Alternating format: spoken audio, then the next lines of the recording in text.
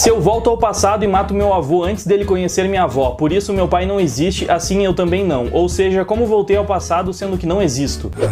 Isso depende de qual das teorias de viagem no tempo você acredita. Se é naquela que existem várias linhas temporais, ou na que existe uma única linha temporal com vários paradoxos temporais dentro dela. No caso da teoria onde existe apenas uma linha do tempo, sempre que você viaja para o passado, você cria um paradoxo.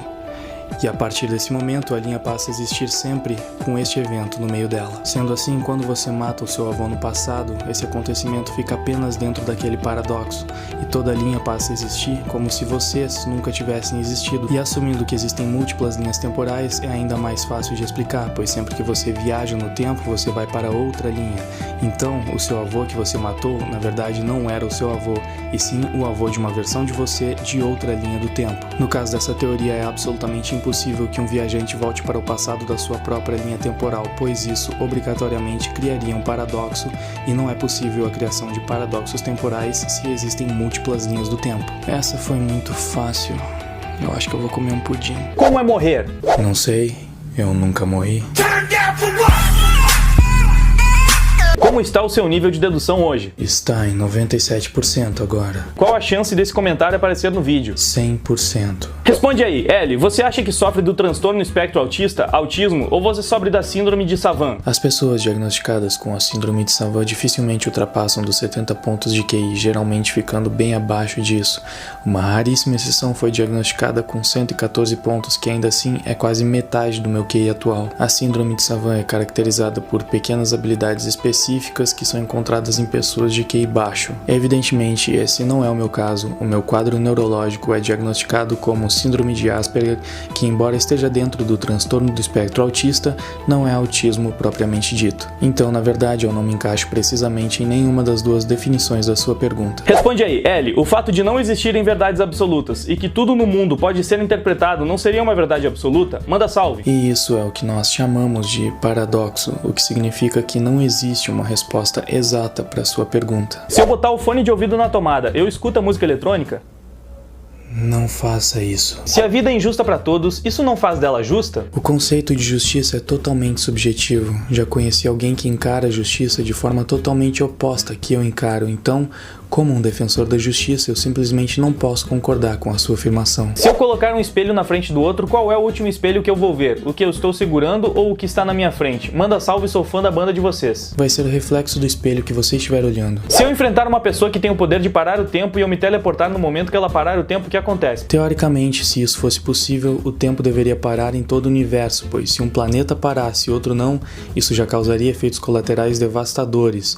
Então, independente de onde você estivesse, o tempo estaria congelado da mesma forma, a menos que você estivesse ido parar em outra dimensão. Aí, as possibilidades são infinitas. Quero que o Ellie me dê um bom conselho sobre qualquer coisa. Preste muita atenção na coloração do seu pudim antes de comê-lo. Um aluno e morto bem no início do ano letivo. A polícia chegou a 4 suspeitos: o jardineiro, o diretor, o professor de educação física e o professor de matemática. Cada um deu o seu álibi. O jardineiro estava na sala dos pedagogos, o diretor em seu escritório, o professor de educação física estava jogando basquete, já o de matemática estava dando uma prova importante.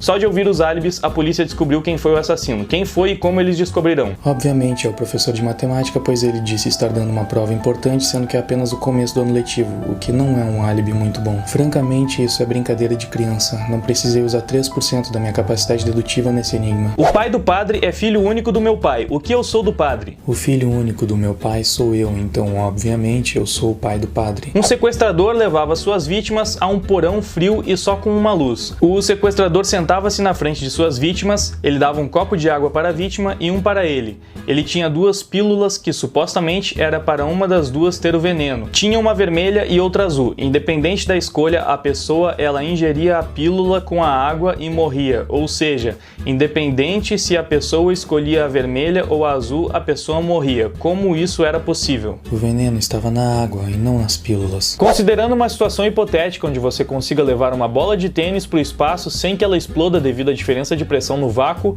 pousando na Lua e a jogando com certa força, é possível colocar ela em órbita? Hipoteticamente falando, não. Quero que o Ellie me dê um conselho sobre o amor. O amor costuma debilitar o raciocínio lógico e o poder dedutivo das pessoas em diferentes níveis percentuais.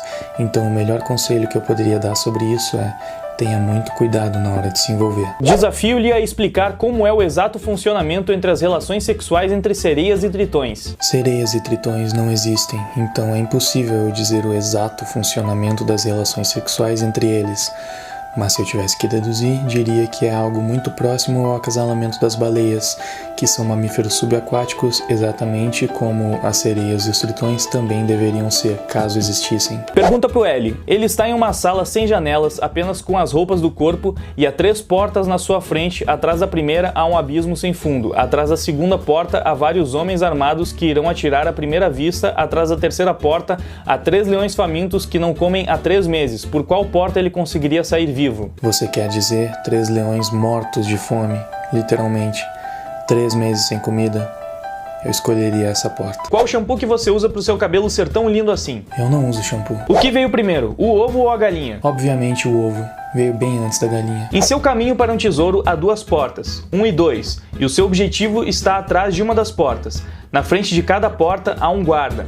Um guarda fala somente mentiras e o outro somente verdades. Sem saber qual é qual, com apenas uma pergunta que tenha como resposta sim ou não, ou porta 1 ou porta 2, para qualquer um dos guardas, qual pergunta você faria para descobrir a porta correta? Eu perguntaria qual porta o outro guarda me diria que é a correta. Os dois apontariam para a mesma porta e então eu escolheria a porta oposta. Vamos chamar o guarda que sempre fala a verdade de A e o guarda que sempre fala mentira de B. Do ponto de vista do guarda B, o guarda A teria que me falar a porta correta, então, como ele mente, ele iria apontar para a porta errada. Já do ponto de vista do guarda A, o guarda B iria mentir, então o guarda A me mostraria a porta errada, seria a porta mentirosa do guarda B. Dessa forma, os dois me mostrariam ao mesmo tempo qual é a porta errada. E aí é bem simples resolver esse enigma, basta eu escolher a outra porta. Em uma certa noite, alguns policiais acharam o corpo de uma mulher morta dentro de um carro em uma estrada. Depois de alguns minutos, telefonaram para o marido da mulher morta para avisar sobre o ocorrido e pediram para ele ir até lá reconhecer o corpo. Ao chegar lá, os policiais o prenderam por assassinato. Por que eles fizeram isso? Pelo enunciado da sua pergunta, a polícia não passou para o marido a localização do carro, apenas pediu para que ele fosse até lá, o que significa que ele já conhecia o local do crime, tornando automaticamente o principal suspeito e por isso o prendeu. Supondo que haja uma lança capaz de destruir qualquer escudo e um escudo capaz de bloquear qualquer ataque, se jogarmos essa lança contra esse escudo, o que acontece? Isso é um paradoxo. Não existe uma resposta exata para essa pergunta. Apenas seria possível chegar a uma conclusão com a análise prática da situação. Com certeza, ou o escudo ou a lança acabariam perdendo seu título, pois um dos dois precisaria falhar nesse dia. A pessoa monta um baralho de 40 cartas, logo ela não sabe o que vai sacar, mas quem escolheu as cartas foi ela. Então, nesse jogo, ela depende de sorte? Se você não tem o controle total das probabilidades, é possível dizer que a sorte incide sobre o resultado em alguma escala. Como diabos você desvenda os enigmas tão fácil? Você é realmente o L? Sim. Você algum dia faria um cosplay? Se sim, qual personagem? Desafio pro L, vai em algum lugar público e fica sentado do jeito do L.